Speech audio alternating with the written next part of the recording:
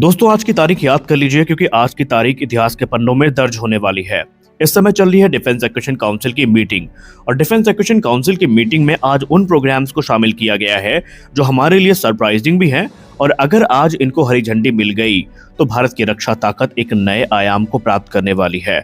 न सिर्फ हमारी ताकत कई गुना ज्यादा बढ़ने वाली है बल्कि इनमें वो प्रोजेक्ट भी शामिल हैं जिनके बारे में हमने सोचा भी नहीं था। तो आइए जानते हैं कि डिफेंस एक्विजिशन काउंसिल की मीटिंग में इस समय क्या चल रहा है और क्या फैसले हैं जो आज लिए जाने हैं। आइए समझते हैं डिटेल से। पहले हम बात करते हैं और समझते हैं डिफेंस एक्विजिशन काउंसिल को यानी डीएसी को। देखिए भारत के रक्षा मंत्रालय का ये सबसे बड़ा डिसीजन मेकिंग बॉडी है जो तय करता है कि कौन सा हथियार खरीदा जाएगा, कितना खरीदा जाएगा और कब खरीदा जाएगा। इसका मतलब साफ है, अगर डीएसी ने हाँ बोल दी तो डील लगभग फाइनल मानी जाती है और इस बार जो प्रस्ताव सामने हैं वो काफी बड़े हैं। आइए चरणबद्ध तरीके से इसको हम जानते हैं और अंत तक बने रहिए क्योंकि अंत में जो प्रोग्राम है वो हमारी सोच से परे है। शुरुआत करते हैं S-400 एयर डिफेंस सिस्टम से। भारत पहले ही रूस से S-400 एयर डिफेंस सिस्टम खरीद चुका है लेकिन अब 5 अतिरिक्त यूनिट और खरीदने की तैयारी हो रही है और आज डीएसी की मीटिंग में इस मामले को रेज किया गया है। S-400 एयर डिफेंस सिस्टम एक एडवांस एयर डिफेंस सिस्टम है जो दुश्मन के एयरक्राफ्ट, मिसाइल्स और ड्रोन को हवा में ही डिस्ट्रॉय कर सकता है। इसकी रेंज तकरीबन 400 किलोमीटर तक होती है।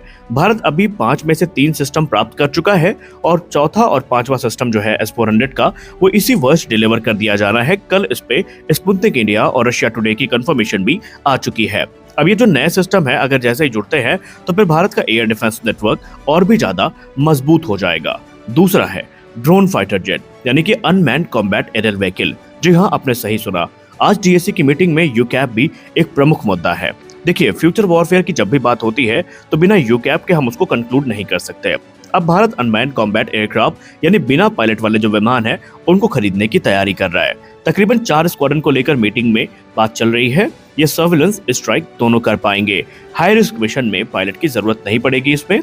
इसका मतलब है कि भारत अब ड्रोन वॉरफेयर में तेजी से आगे बढ़ रहा है। लेकिन इसमें एक कैच है। एक बोनस आपको बता दूं कि हाल ही में अभी परसों या कल की शायद रिपोर्ट थी IDRW की, जहां पर डिफेंस ऑफिशियल ने यह भी कहा कि जो यूकैब है इनके लिए कावेरी इंजन का तैयार होना बहुत जरूरी है और अच्छी बात यह है कि वो अपने सर्टिफिकेशन के अंतिम चरण में है। तीसरा और बड़ा मुद्दा जो है वो है ब्रह्मोस सुपरसोनिक क्रूज मिसाइल का। जी हाँ, आपने सही सुना, ब्रह्मोस एक ऐसा नाम है जो हमारे दुश्मन सुनते ही थरथर कांप जाते हैं। ये दुनिया की सबसे तेज क्रूज मिसाइल्स में से एक है जिसकी टॉप स्पीड मैक 2.8 से 3 के बीच में है और यहाँ पर जो हम बात कर रहे हैं ये ब्रह्मोस ER है। इन्हें तकरीबन 800 किलोमीटर तक मारक क्षमता रखने वाला वेरिएंट और भारतीय थल सेना में अब इसको बड़ी संख्या में इंडक्ट किया जाने वाला है और आज की मीटिंग में ये भी चर्चा का प्रमुख विषय है।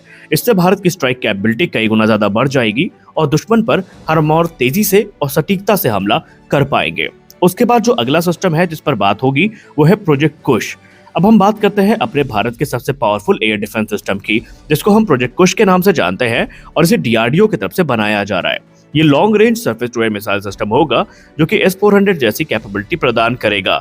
इसके 5 स्क्वाड्रन को ऑलरेडी मंजूरी मिल चुकी है। इसका मतलब ये है कि अब भारत सिर्फ खरीद नहीं रहा बल्कि खुद का एडवांस डिफेंस सिस्टम बना भी रहा है। उसके बाद अब बात करते हैं सबसे प्रमुख विषय की। यहाँ पर अंतिम जो 2 अपडेट्स हैं ये हमारे लिए इंपॉर्टेंट है क्योंकि ये भारतीय वायुसेना और इंडियन आर्मी से बहुत ज्यादा इस समय कह सकते हैं उनकी जरूरत के हिसाब से है।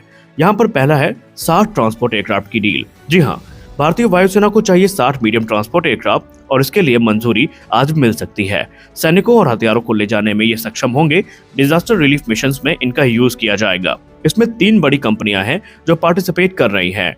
एम्ब्रेयर का C-390 millennium, Lockheed Martin C-130J super Hercules के साथ और इस समय जो तीसरी कंपनी है वो है एयरबस A400M एटलस के साथ और इनमें से ही किसी एक कंपनी को ये बड़ा कॉन्ट्रैक्ट मिलने वाला है।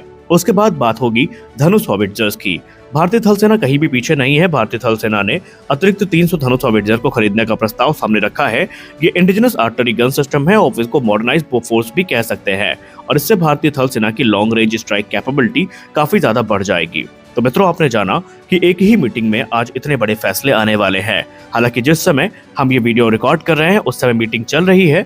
जैसे ही कंफर्मेशन सामने आती है तो क्या क्या हुआ है, शाम को डिफेंस न्यूज की वीडियो आज की आप मिस मत करिएगा। इनमें से किन प्रोग्राम्स को मंजूरी मिली है, किसको अटकाया गया है, हम सब कुछ उसमें डिस्कस करेंगे। संक्षिप्त रूप में अगर आपको बता दें समरी, तो आज S-400 air defence system, BrahMos supersonic cruise missile का एक्सटेंडेड रेंज वेरिएंट और unmanned combat air vehicle project Kush, 60 नए ट्रांसपोर्ट एयरक्राफ्ट और 300 आर्टिलरी गन के भविष्य पर चर्चा चल रही है। अगर ये सब अप्रूव हो जाते हैं तो भारत की डिफेंस कैपेबिलिटी एक नए लेवल पर पहुंच जाएगी। आपको क्या लगता है, इसमें कोई ऐसा प्रोग्राम है जो मिसिंग है, जो आपके हिसाब से होना चाहिए था? आप हमें कमेंट सेक्शन में जरूर बताएं और साथ ही साथ बने रहिए हमारे साथ, क्योंकि आज के डिफेंस न्यूज की वीडियो बहुत महत्वपूर्ण होगी। तो मिलते हैं अगले वीडियो में। चैनल को सब्सक्राइब जरूर कर लीजिएगा, नोटिफिकेशन ऑन करिए ताकि हमारी अपडेट सबसे पहले आप तक पहुंचे। मिलते हैं अगले वीडियो में, तब तक के लिए जय हिंद।